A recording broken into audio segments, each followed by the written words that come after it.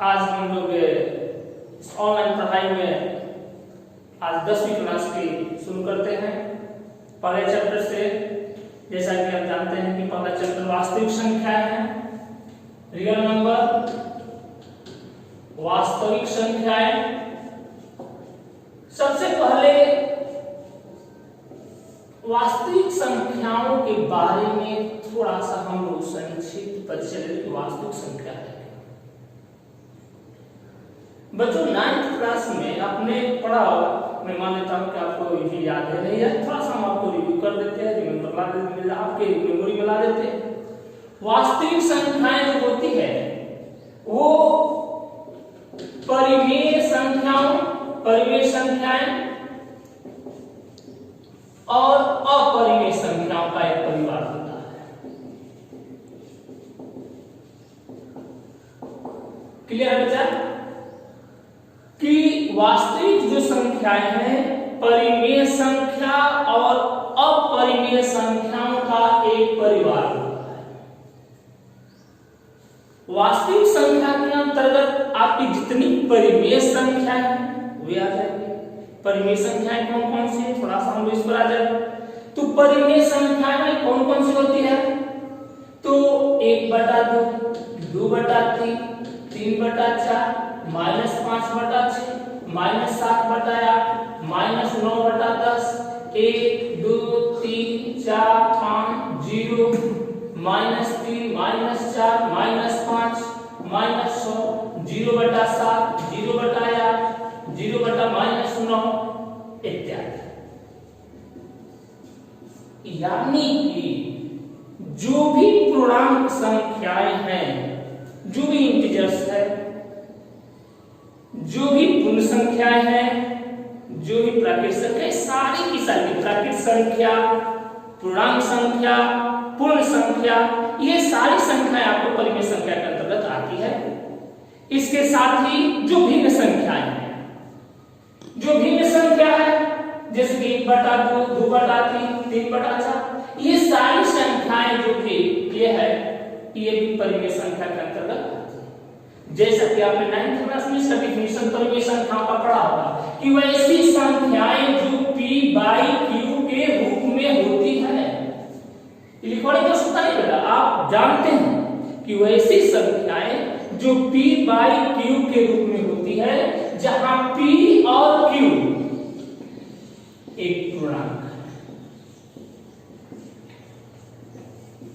जहां p और q एक पूर्णांक है, तथा q is not equal to 0, यानी कि हर जो है शून्य के बराबर नहीं होना चाहिए, क्योंकि हर शून्य के बराबर होगा तो वो आपको परिमेय संख्या के अंतर्गत नहीं आएगी। क्यों नहीं आएगी इस पर हम लोग बाद में चर्चा करेंगे, कॉम्पिटिटिव क्लास में चर्चा करेंगे, लेकिन अभी इस पर हम लोग 9th क्लास में फोकस कर रहे हैं। 10th क्लास के जो विषय है उस पर हम चल रहे हैं। वो बात क्या है, तो p/q यानी कि p/q के रूप में हो, p और q एक पूर्णांक है तथा q is not equal to 0। आगे क्लास में परिमेय संख्याओं का और बृहद जो परिभाषा होगा, जिसमें आपको बताया जाएगा कि p और q किस तरह के पूर्णांक, आगे क्लास में आपको बताया जाएगा। लेकिन अभी आपको यहाँ पर मैं ये बता देना चाहता हूँ कि परिमेय संख्याएं ये सारी 1/2, 2/3, 3/4 माइनस, ये इस तरह की जो भी संख्याएं आपको मिलेगी वो परिमेय संख्या है। यानी 9th क्लास में आपने एक डिफरेंस और भी पढ़ा होगा कि जिसका दशमलव प्रसार शांत हो, जिसका दशमलव प्रसार शांत हो, यानी कि जिसका दशमलव प्रसार क्या हो, शांत हो, तथा अशांत आवर्ती हो। दशमलव प्रसार शांत हो, अशांत आवर्ती हो, वे सारी संख्याएं परिमेय संख्या के अंतर्गत आती है। शांत का अर्थ होता है 2.5, 3.4, 6.25, ये सारी संख्याएं शांत के अंतर्गत आती है।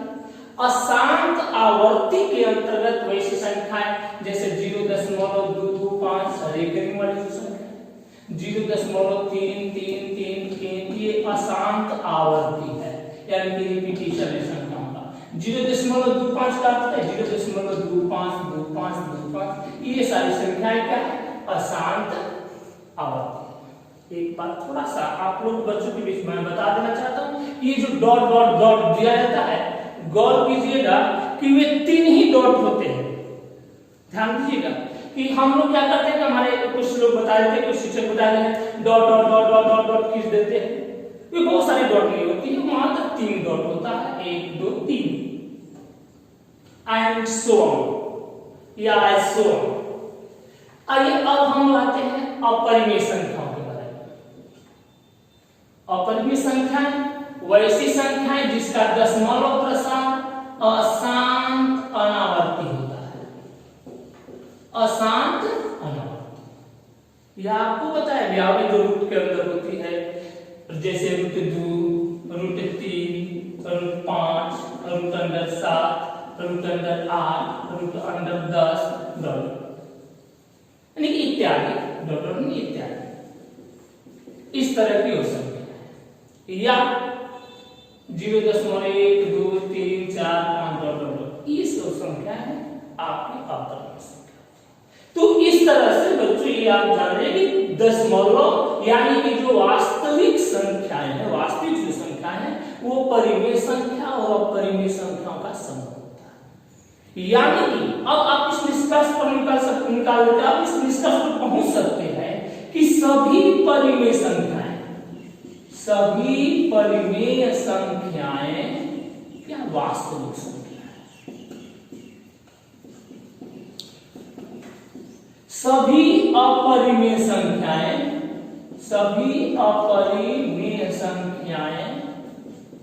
वास्तविक संख्या।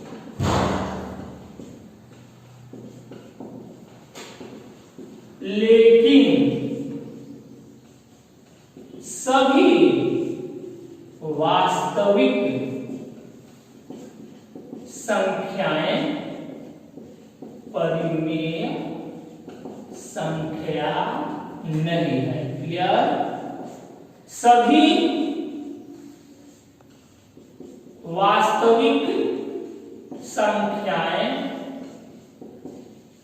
अपरिमेय संख्या नहीं है। ये इतनी बातें आपको नोट करना है।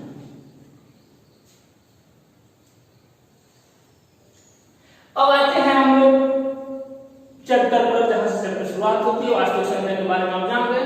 वास्तविक संख्या जो होती है आपको बता दिया गया कि परिमेय संख्या और अपरिमेय संख्याओं का, परिमेय संख्याएं और अपरिमेय संख्याओं का समूह होता है। नोट कर लेंगे आप इसको।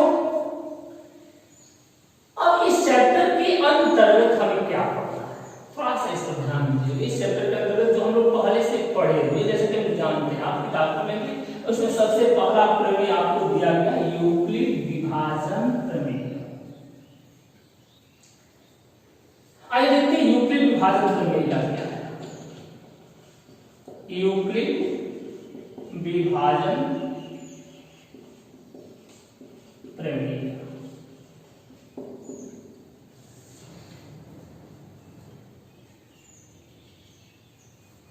यदि दो पूर्णांक वास्तविक, दो धनात्मक पूर्णांक A और B दिए रहने पर, जहां A is greater than B दिए रहने पर, तथा Q और R दो पूर्ण संख्याएं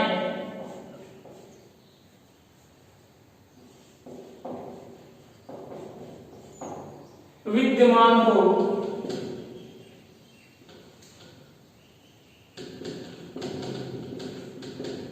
तो A is equal to BQ जोड़ R, जहां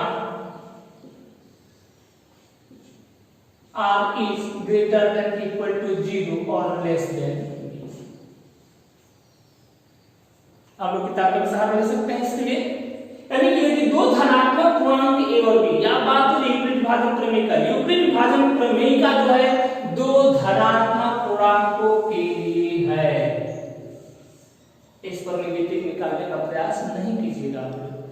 दो धनात्मक पूर्णांक a और b दिए रहने पर तथा q और r दो पूर्ण संख्याएं विद्यमान हो तो a बराबर b q जोड़ r, जहां r जो होता है b से छोटा है और r जो है 0 से बड़ा है और बड़ा है। इसका उपयोग हम लोग, इस यूक्लिड विभाजन प्रमेय का उपयोग हम लोग HCF निकालने में करेंगे। HCF जो होता है, HCF के बारे में भी आगे बताया जाएगा आपको। HCF निकालने के बहुत से तरीके बताए जाएंगे, लेकिन बच्चे आप लोग 10th क्लास के हैं और 10th क्लास में हम लोगों को इन्हीं पर, इसी विभाजन प्रमेय का सहारा लेकर के हमें HCF निकालना है। आज के लिए इतना ही, कल हम लोग इस पर चर्चा करेंगे। कल के वीडियो में आप लोगों को ये यूक्लिड विभाजन प्रमेय का पूर्ण रूप से व्यवहार बताया जाएगा। इस प्रमेय का और कहां-कहां उपयोग होगा इसके बारे में बताया जाएगा। इस प्रमेय के आधार पर किन-किन तरह के व्यवहारिक प्रश्नों को आप लोग सॉल्व कर सकते हैं, ये कल के वीडियो में आपको बताया जाएगा। और एक बात बच्चों, सबसे जरूरी और आवश्यक आपके लिए, यह मैथ का क्लास है और मैथ एक ऐसा विषय है जिसमें कंसिस्टेंसी जरूर होती है, कंटिन्यूटी जरूर होती है, रेगुलरिटी जरूर होती है। इसलिए मेरा आपसे प्रार्थना होगा, मेरा आपसे रिक्वेस्ट होगा कि आप प्रत्येक दिन वीडियो को देखते रहें। और एक और बात कि यदि किसी दिन मिस करेंगे तो हो सकता है कि दूसरा सब्जेक्ट नहीं है, इसमें एक दिन मिस करेंगे तो दूसरा वीडियोस आपको पसंद नहीं पड़ेगा, दूसरा वीडियोस आप नहीं कर पाएंगे, नहीं देख पाएंगे। इसलिए हम लगातार इसके आगे का प्रत्येक दिन एक एक वीडियो हम लोग डालेंगे, प्रत्येक दिन इसके आगे का वीडियो डालेंगे और नई से नई जानकारी। एक और बात ध्यान दीजिए, यदि मेरा क्लास आप लोग कंटिन्यूअस सुनेंगे तो आपको 10th क्लास मैट्रिक एग्जाम का जो एक एक नंबर का क्वेश्चन होता है 100%, ये मेरा दावा है कि 100% आप उसको करेंगे। एक भी ऐसा क्वेश्चन नहीं होगा जो कि मेरा बताया हुआ नहीं आएगा, ये मेरा दावा है। हर साल हर प्रत्येक वर्ष आता है, इसलिए आप निश्चिंत रहिए, आप पढ़ रहे हैं, बहुत अच्छा से पढ़ेंगे और मेरी शुभकामना होगी कि आप प्रत्येक दिन एक समय बना लें, हम 11 बजे वीडियो डाल देंगे, प्रत्येक दिन 11 बजे के बीच हम वीडियो डाल देंगे। एक वीडियो रोज डालेंगे, कल से यानी कि सोमवार से यह वीडियो चलना, सोमवार नहीं यानी कैसे वीडियो चलना शुरू हो गया। प्रत्येक दिन हम वीडियो डालेंगे और उस वीडियो का आप अध्ययन करेंगे। आराम से घर बैठे रहिए, लॉकडाउन का पालन कीजिए, माननीय प्रधानमंत्री मोदी जी के सलाह को, उनके निवेदन को आप मानिए और घर में बैठिए और घर में बैठे बैठे आप पढ़ाई का आनंद लीजिए, घर की पढ़ाई का, कोचिंग का पढ़ाई का आनंद लीजिए। और मेरी आपसे शुभकामना है। आज के लिए बस